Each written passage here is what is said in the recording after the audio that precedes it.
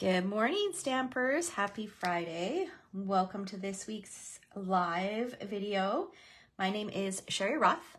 I'm a Stampin' Up! Demonstrator from Alberta, Canada, and I am excited to be here today to share with you a card layout and then 3 additional ways that you can use that same layout but with different supplies. So a lot of times designing the card or coming up with an idea takes the longest amount of time. So if you can use an idea that you already have and just use different supplies, and if you can kind of train yourself to do that, you will save yourself a ton of time. So I'm going to share some tips on doing that today. And we are also going to play with the Abundant Beauty decorative masks. These are some new masks that are in the September to December mini catalog. At the moment, they are not available, but they're due back into stock next week. And I feel like I'm saying that every week with something that I'm using, but some things are just flying off the shelves. So thankfully, it's not a long wait time. They are going to be available next week, and I'm so excited because this is what we are going to be using for this month's tutorial club. A tutorial and card club, and you should see the 4 cards that we're making. So amazing. So anyways, let me share the details of these masks. Okay, so some of them are layering masks where you can layer them on top of each other. Okay, so there's this beautiful sunflower and then the things that go along with that. So then there's some leaves, and I'll share some tips on how to use these when I go to use them. This is the center, and then this is also the center, some added detail to the center. All right. There is also this beautiful leaf mask, which is so fun for your fall projects. There's snowflakes, which is great for your winter projects. And then there's kind of a generic pattern, a houndstooth pattern, which to me is kind of a, I don't know, when I think of houndstooth, I think of fall. But I'm sure you could use it any time of the year. All right, so those are the masks that come in the package. I believe here in Canada, I think they're $14.50 or about that. So we're going to use those today. But first, let me share the layout. Now, I don't know how well this is. Let me bring it up a little closer. I should have drawn it out with a pen or a marker so it was a little bit more noticeable. So I just drew out a rough sketch, and then I created my cards based on this. And actually, I ended up finding the last card that I'm going to share with you is actually a swap that I received that kind of follows the same layout. All right, so let's go ahead and get started. So we are going to use a piece of our watercolor paper today.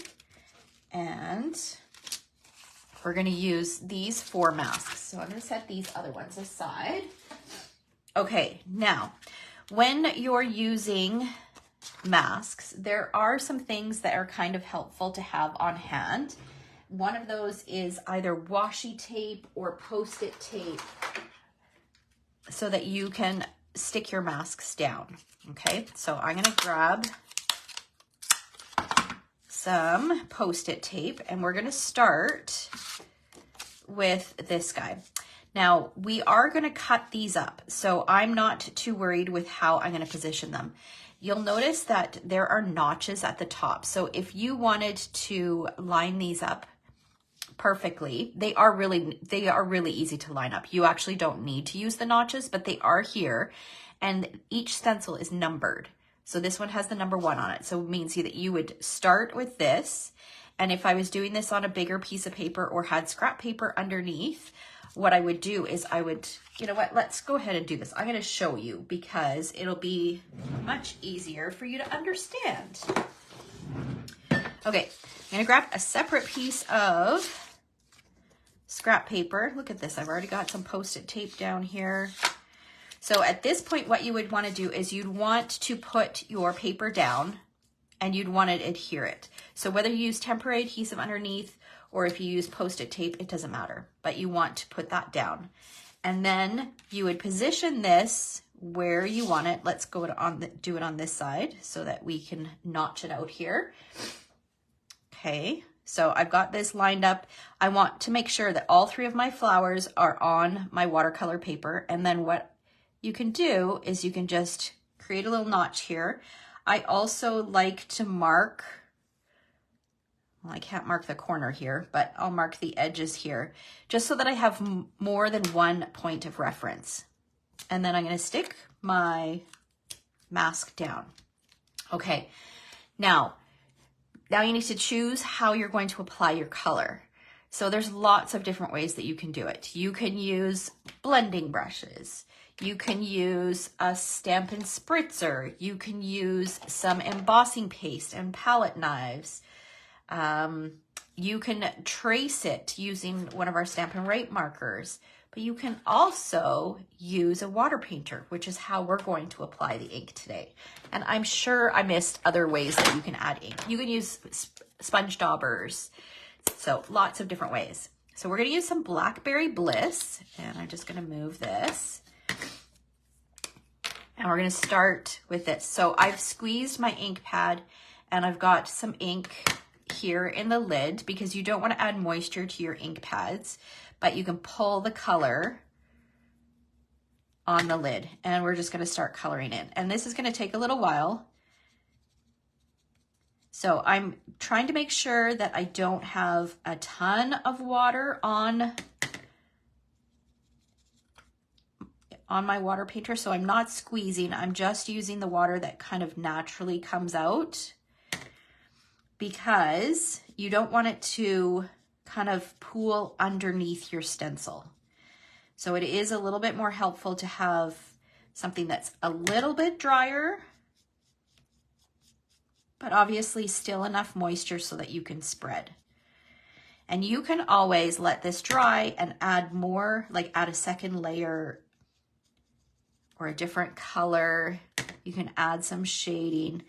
But what I love about the look of this is you can see that some of the petals are darker. It's hard to control the color of your petals. So you'll end up with such a nice variation. Some will be nice and light, some will be a little darker, and you'll see when we pull it away that that adds to the charm of the flower. So we're just gonna color in each one of these petals, and we're gonna do all 3 flowers. And then we're gonna set it aside to dry. And we'll move on to another step and then come back before we move on to using another stencil over top of this. You wanna make sure it's fully dry before you move on.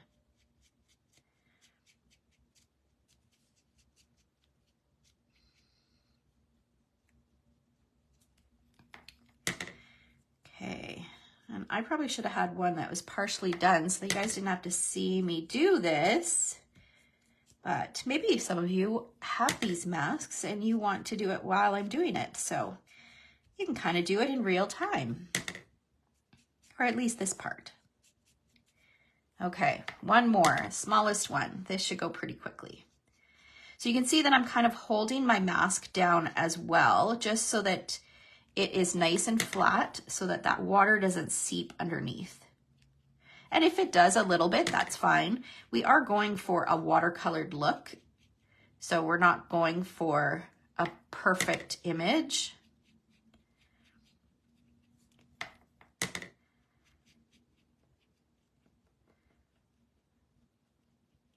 All right. Okay. I think that looks good. All right, so we're just gonna set that aside to dry. Now at this point, you can either remove your stencil now, or you can leave your stencil on. So if you wanted to add another layer to this, then I would suggest leave your stencil on, don't take it off. The other thing you can do to add some depth to your flower is once it's dry, you can use a blending brush and add just a little bit of detail kind of right around the base of the petals for a little bit more shading, or you can do that with another layer of water and your ink pad. But we are not going to add any more layers, so we're going to go ahead and take this off, but I'm not going to move my bottom paper. And look how pretty that is. Aren't those gorgeous? So fun. Okay, so we're gonna set this aside for now so that we can let it dry before we move on to our next step. Now, what am I gonna do with this? Okay, I'm gonna keep my tape and we'll set this aside over here. Okay, now what we're gonna do is I have a piece of Blackberry Bliss cardstock that has been embossed using the Leaf Fall embossing folder. I love this embossing folder because you can see that it adds texture just kind of in like one section. So you've got this great blank area, which is kind of nice. It's different. Most embossing folders do the whole front, card front, right? Okay, so we are gonna add some splatters to this. Let's set this aside. Okay, and what we're gonna do for this is we are gonna splatter using our Wink of Stella. So I have just, I think this is one of our paper pumpkin blocks that I use for this purpose. So you can see that it's kind of all marked up. It's completely fine. I use it just for splattering. If I'm in a pinch, I might use it for a stamp. And then I've got our clear Wink of Stella. And I'm squeezing it. And there we go, it's coming now. So that we get a drop, and that's more like a bubble than a drop. Okay, and then I'm gonna splatter. So I'm just gonna flick it off, and then I get this beautiful splattered background. And then you can just use either a tissue or a baby wipe and just wipe it clean. And let me bring this up a little closer so that you can see it. You've got this beautiful sparkly splatter. Okay, we're gonna set that aside to dry. And then we're gonna bring in a piece of not Blackberry Bliss, Fresh Freesia. And this has been cut using, I did not pull out oh yes I did, here they are. It has been cut using the Nested Essentials die. So I use this largest flag shape, and I cut that from some Fresh Freesia ink. And we are gonna use a greeting from the So Sincere stamp set. This is a great greeting set. It's got greetings for lots of different occasions and just some generic ones as well. And we're gonna use this, Knowing You Brings Joy to My Heart. So I'm gonna pull that in, and I'm gonna use my Stampin' Write markers. I have been loving this technique. I go through spurts where I don't use my Stampin' Write markers very much, and then I use them all the time. And I'm going through that phase right now where I use them all the time. So I love this technique for Stampin' Write markers when you've got a greeting that has two different fonts. So what I'm doing is I'm using my Blackberry Bliss brush tip, and I'm inking up the scripty words on this stamp. And you can see that I'm holding it. I'm using the side of the brush tip, and that will help prolong the life of the tip and prevent it from fraying. And then I'm gonna come in with my black and just use the block, or just color the more blocky font. Okay. All right. And then I'll just give it a huff. That just re-moistens that blackberry. And I'm going to stamp it a little bit closer to the right-hand side.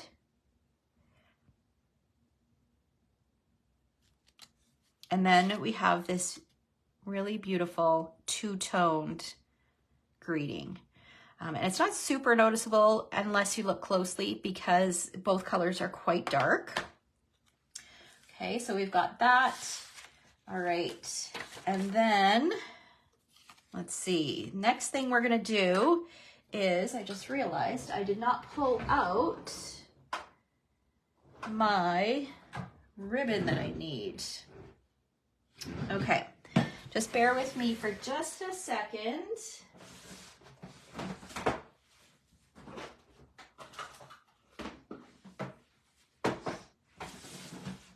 Okay, so I am going to use this Copper and Natural ribbon, but what I'm going to do is I'm going to use fibers from it. You guys have seen, if you've watched my videos before, you know I do this often. So I'm going to cut about a 12-inch length. Oh, you know what? There's not too much more than 12 inches left on here.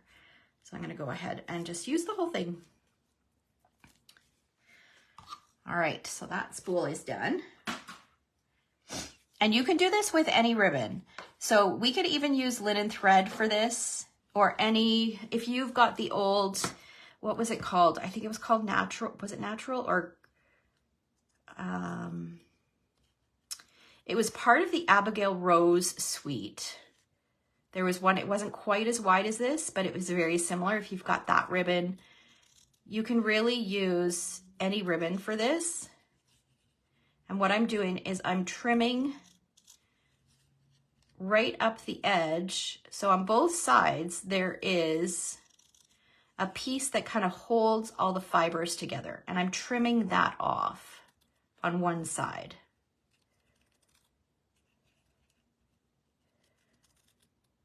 And it is helpful to use ribbon scissors for this because it cuts beautifully. If you've got a pair of scissors that are dedicated to ribbon,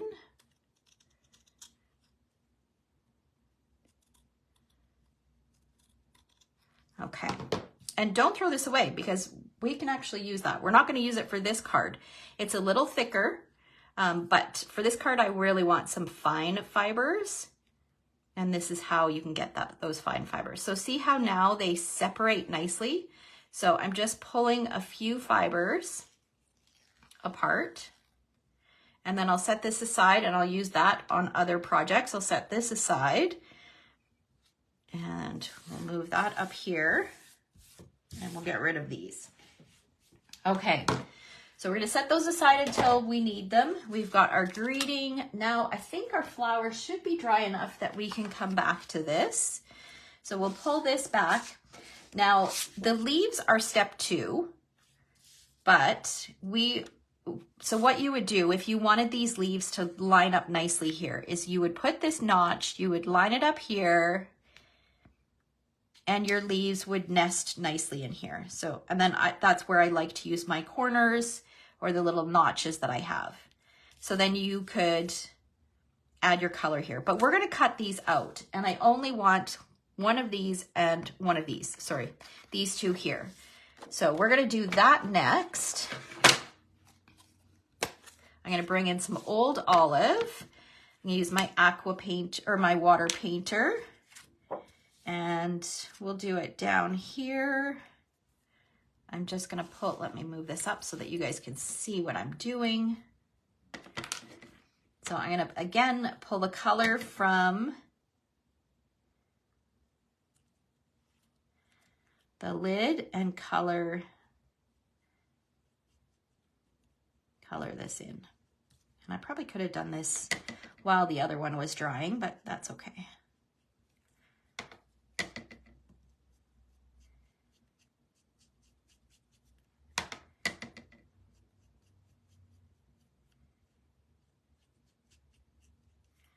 Okay, so then we've got our leaf, and then we want this leaf as well. I'm gonna try to do it so that I don't put this over top of it.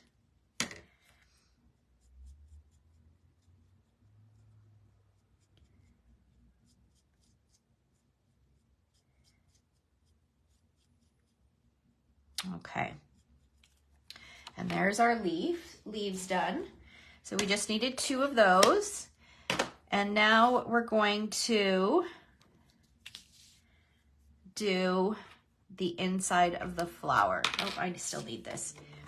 Okay, so now I've got number 3. I'm gonna line this up with the notch and my corner, and then these pieces. And you can see that it lines up beautifully.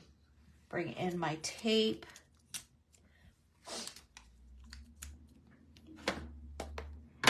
Oh, I don't want purple for that. I'm gonna use Early Espresso. And so I've got a little bit on here. I'm just going to put a little bit of that color, and this is not the best color when you watercolor with it. It's not the nicest brown.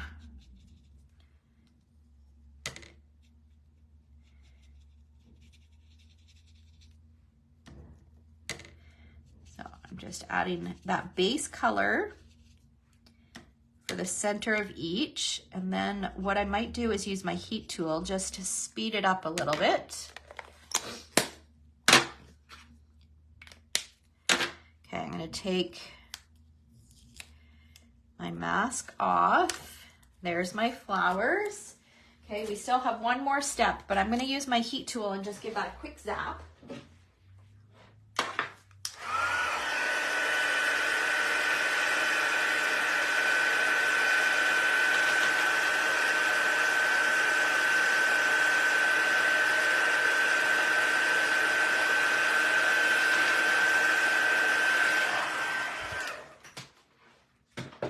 Okay, that should be close enough. And then we're gonna take our number 4, again, lining this up with the marks that I've made. We'll tape it in place.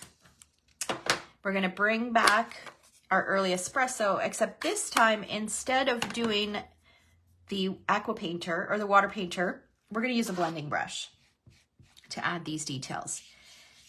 And just in a circular motion, I'm just going around.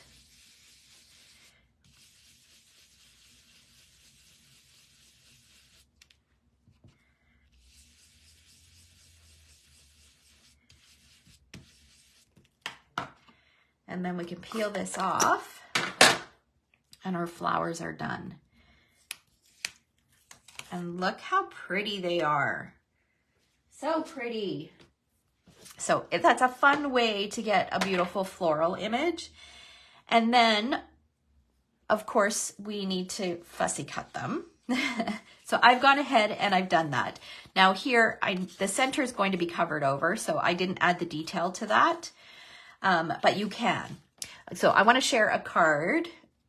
This was a card or a version of a card that we did at our last team meeting.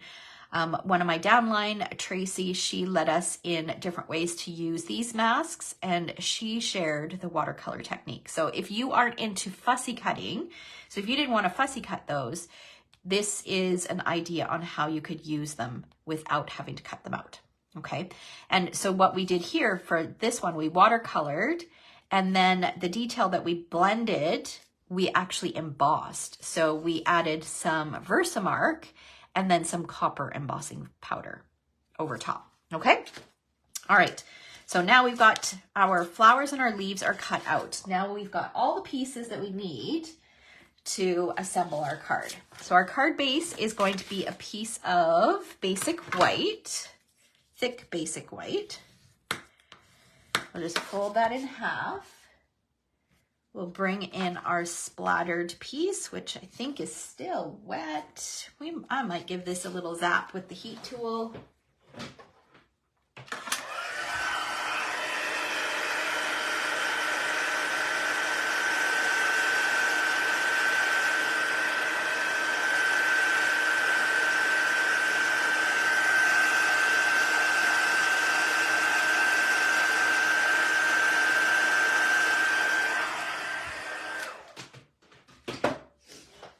So it just depends on how big your blobs are, whether it dries quickly or not. I've got some bigger blobs here that I think are still wet, so I'm just going to be careful of that.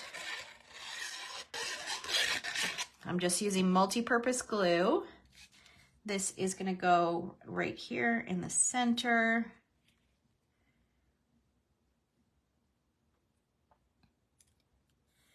I'll go around the edges, just make sure that that's stuck down. It's a little warped because I used my heat tool on it. There we go. All right. Then next up, we're going to add our greeting. So if we pull back that sketch, if we pull back this sketch, here, let's put it on this side so that you guys can see it. You can see I've got my layer, and then this is going to be this rectangular shape here.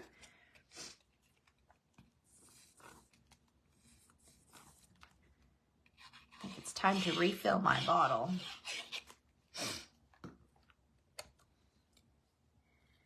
And this is going to go right on here like that.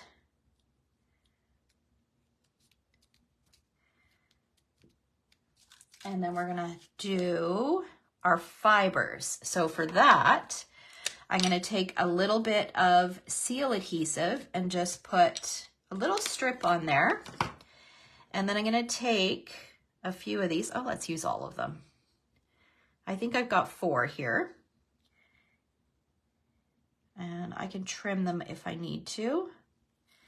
And I'm just going to do like a figure 8.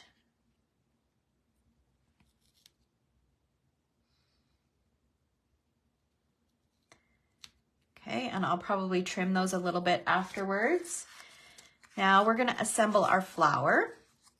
So I've got my big flower, and then, did I use dimensionals? Nope, not for this.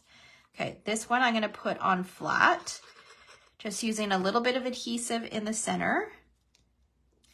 And then I'm just going to use, I'm going to hold it down, but use my fingers to kind of give it a little bit more dimension. So this is watercolor paper. It is a thicker paper. And then the smallest one I am going to pop up using dimensionals.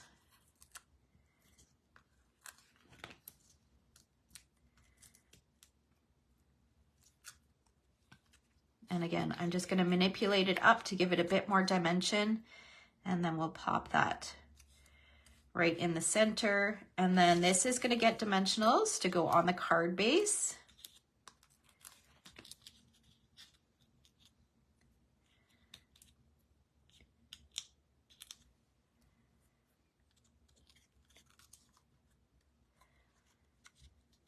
And that's going to go in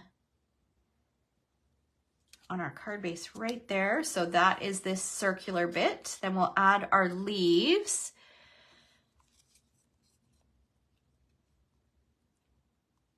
Christine said, I wonder what it would look like if you spritzed with water afterwards. Yeah, I'm not sure, Christine. You'll have to give it a try and see what you think. I know, the flower, it gives it so much dimension by stacking it, by cutting out those layers. It's so worth it. So pretty. All right, so let's trim these ends. Where are my scissors? Here we go. Okay, so we'll just, I think this one's okay. All right, so now, last step is just to add some bling, and I am using the adhesive backed sparkle gems. Let me just cover my glue here. And we're going to use the gold one since we splattered in gold. Put one here and then a couple up here. And there is our finished card. You could also use your stencils to add a flower on the inside. Okay, so here is our sketch. And then here is the first finished card. Isn't it beautiful? So pretty. All right, so that is the first idea. And then I have a few others to share with you. Here is another one. So I use the same layout. So you can see, now I did make a few modifications. So here, this one is a little bit larger. So we have a smaller mat or smaller border. Here, I cut this piece a little bit smaller and then left a larger border, but I stuck with the same basic layout. So I've got my kind of rectangular shape. I even use the same label shape. I've got my greeting off to the right. I do have this circular image, but then I popped up a focal point and added some ribbon. And then instead of using embellishments, which are these little dots on here, I used my Stampin' Write marker and added like little trios of dots. So that is card idea number 2. And then number 3, I rotated it. So I kept the same, like this same focal point, but I made it a portrait card instead. So, and this one's a Christmas card. So I switched out the greeting block. I switched out for a tag, and then I used trees instead. And here I added 2 layers instead of just the 1 layer. And this is going to be one of the cards that I make at my Christmas card Stamp-A-Stack in November. So that is number 3. And then I was going through my swaps. I thought, I wonder if I can find a swap that kind of follows this same kind of layout. And I did. I found this. So this one, it's loosely based on the sketch. So we still have the block at the back, which again, she's shrunk down a little bit, but then she does have the focal point kind of off to the right. There is that circular image. And then she added the greeting off on the bottom instead of having it off to the side, but that is loosely based on the sketch. So I wanted to kind of share that idea. I love doing this. It's one of the reasons why I love participating in swaps. But even when I find a card online that I like, or something that I've created, even something from years ago, I will often go back and look at those cards and see if I can use that same layout design with more current product. So there are a ton of ideas if you just kind of look at things with that perspective or from that perspective, rather than trying to copy a card exactly as is.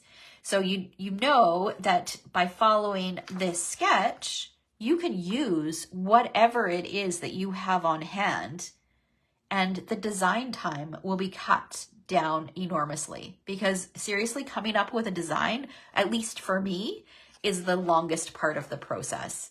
So if I can be inspired by something that I've seen online or that I've already created, or a swap, then that saves me a ton of time. And then I can just figure out, okay, what product do I want to play with today, and go from there. All right. So I hope you guys enjoyed today's Facebook Live, and that it inspired you to pull out a card that you previously made, or to create your own version of a card that you've seen online. All right. Thanks so much for watching. Have a fabulous weekend, and I will see you next week. Take care. Bye, guys.